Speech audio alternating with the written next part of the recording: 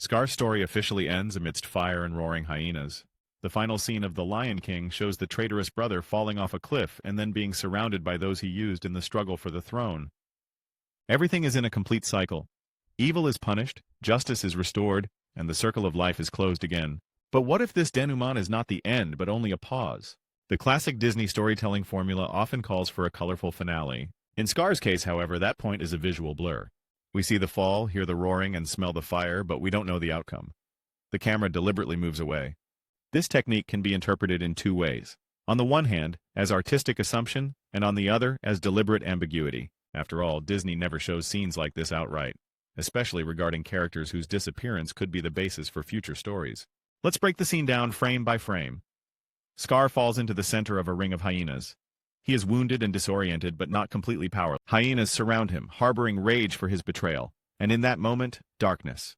The flames obscure the field of view, the sound overrides the details, and in the next shot, it's Simba walking on the rock. No scar, nobody, no footprints, a suggestion, subtle but deliberate. But why the scar? Why exactly is his ending left open-ended? The answer may lie in the character himself. Scar is not just a usurper. He is a strategist, a manipulator, and a master of survival. Throughout the movie, he avoids direct conflict, acts through others, manipulates, and intrigues. He survived Mufasa, the hyenas, and even Simba's onslaught. And just now, suddenly, I'm supposed to lose? No plan, no last move? Logically, Scar had a plan to retreat. His manner of ruling and mentality are those of a predator who does not fight head-on but acts stealthily. Even in the moment of defeat, he does not rush into battle. Still, he appeals to the fear of the hyenas, trying to shift the responsibility to them. This is not a man or a lion ready to meet the end honorably. He is a schemer whose most significant strength is the ability to disappear and return at the right moment. Now let's add canonical details to that. In Lion King 2, especially in the Lion Guard series, we learn that Scar's legacy hasn't gone anywhere. Moreover, he appears in mystical form, as a fiery spirit. Yes, this is interpreted as magic. But what's important is another thing. The very idea that Scar wasn't gone forever was enshrined in canon. This means it's already recognized within the official lore. This character's influence can survive his physical disappearance. Or it didn't disappear at all. There have been similar precedents in Disney stories before. Take Zorro from Treasure Planet or Maleficent in the reboot. Both characters were considered defeated but came back. And even though we're talking about other worlds, the principles are similar. If the villain is intelligent and charismatic, his story doesn't end with his downfall. It's not the drama, it's the potential for evolution, especially if it disappears in smoke rather than in the final blow. Besides, it's worth thinking about the consequences.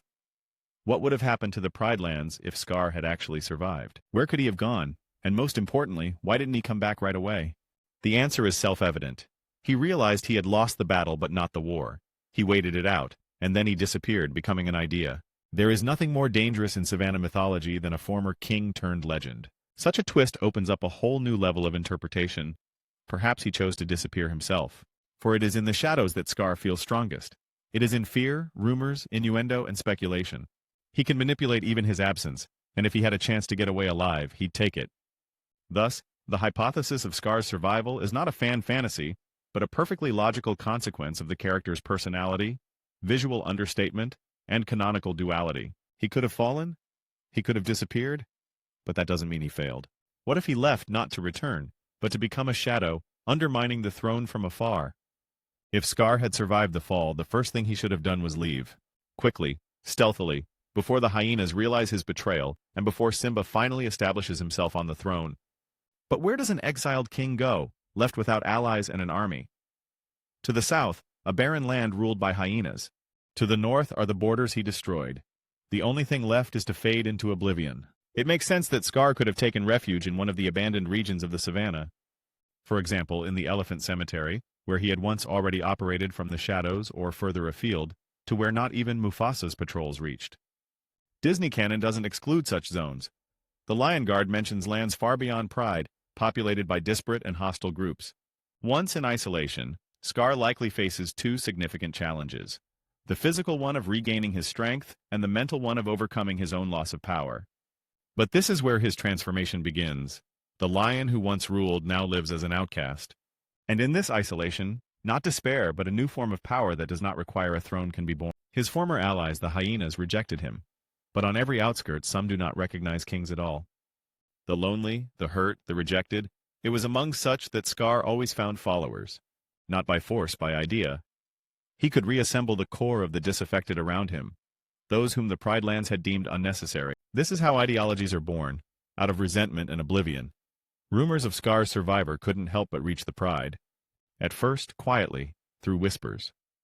Then louder, in the stories of travelers, in the vanishing caravans of zebras, in secret rituals. Simba, now king, hoped it was all behind, but the uncertainty of the finale shattered his confidence. The more the Pridlands reached out to rebuild, the more the shadow of the past loomed over them. Scar probably realized this. He no longer sought to rule, he sought to destroy. And destruction doesn't always require an army.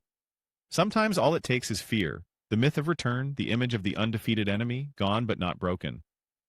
In the conditions of post-war reconstruction, this is more dangerous than any open attack. Such an enemy cannot be seen. He cannot be grasped. He works through rumor, through symbol, through legend, and that's why he's becoming almost invulnerable. Scar doesn't need the throne anymore. He needs chaos. And the further away from pride he hid, the closer his idea crept into his heart. Perhaps this was his real plan, to survive defeat. Become not a fallen king but a symbol of resistance. And symbols don't need an army. All they need is fear and time. It's been several seasons since Scar was defeated. The savannah is recovering. The rains bring back greenery. The animals regain confidence. And Pride Land sounds like home again. But underneath all this idyll hides something else. A tension that cannot be put into words. It's as if not everything is complete. Having become king, Simba inherited the throne and the burden of memory. He constantly feels something is wrong. It would seem he's won. He's restored order. But if that's the case, why is there no peace? Why are his guards still vigilant? Why does he lie awake at night? Why does every disappearance of a zebra turn into suspicion? It's not just fear. It's anxiety stemming from a lack of understanding. The Scar was not shown dead, and it smolders in everyone's subconscious. Especially someone who's seen what this lion is capable of. At a certain point, anxiety turns to paranoia. Simba begins to see signs, scorched symbols, claw marks, shadows at night. He can't tell the difference between truth and imagination. And this is beginning to affect his rule. He's getting tougher, more demanding, suspicious. He's controlling instead of inspiring. Becomes what he once fought against, and the pride feels it. The lionesses are whispering. The young don't understand why the king is perpetually tense. Sierra grows up in an atmosphere of fear, not peace. A rift is forming within the pride. Some believe the king has lost his way, while others believe the threat is real. Something more than mistrust begins to grow in that crack. Rumors start to circulate. Someone saw a silhouette in the thicket. Someone heard a voice. Someone says it's a spirit. Some say it's the Scar himself, back in a new guise. The symbol becomes a myth. This myth can no longer be controlled. Such a power crisis is dangerous, not because the enemy is coming, and because no one sees the enemy. Fear is becoming the universal currency, and that fear begins to feed the very idea of Scar. He is no longer a lion, he's a ghost. He's a concept. As Simba fights the shadows, people increasingly ask, was he ever defeated in the first place? It's a dangerous moment. Because anyone who dares to question the official version risks expulsion, and the one who is banished becomes vulnerable to radical ideas. So enemies are created not by force but by distrust. And if Scar's goal was not to return but to stay in the mindset, he's almost achieved it. Real influence is not in power. Real influence is an idea that cannot be destroyed. Scar knew that. And if he did survive, he might well change strategy. No more fighting for power. It's about destroying its very structure. What if his new goal is not the throne but the people's faith in the throne?